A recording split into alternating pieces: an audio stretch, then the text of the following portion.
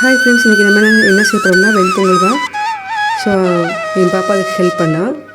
இப்போ நம்ம குக்கரில் 2 ஸ்பூன் நெய் ஊற்றிட்டு அதில் கொஞ்சம் மிளகு, சீரகம், கருவேப்பிலை, 2 பச்சை மிளகா, கொஞ்சம் சின்ன சின்னதாக கட் பண்ணால் இஞ்சியை போட்டு நல்லா வதக்கிக்கோங்க. வதக்கிட்டு அரிசியை பச்சரிசி சேர்த்துக்கோங்க.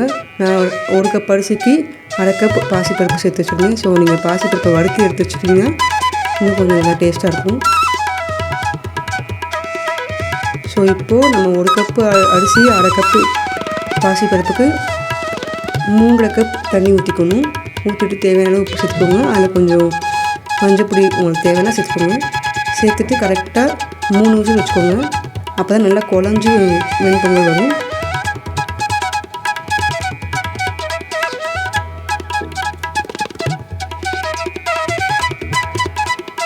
ஸோ நம்ம சேனலை சப்ஸ்கிரைப் பண்ணாதவங்க ப்ளீஸ் சப்ஸ்கிரைப் பண்ணுங்கள். இது செஞ்சு பார்த்துட்டு எப்படி இருந்துச்சுன்னு கமெண்ட்டில் சொல்லுங்கள் ஃப்ரெண்ட்ஸ்.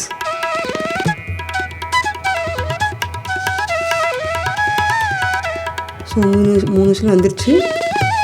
இப்போ பாருங்கள், இந்த மாதிரி குழஞ்சி வரணும் பொங்கல். நான் மஞ்சள் பொடி சேர்த்தனால இது எல்லோ கலரில் இருக்குது. ஸோ உங்களுக்கு மஞ்சள் பொடி வேணால் நீங்கள் சேர்க்க தேவையில்லை.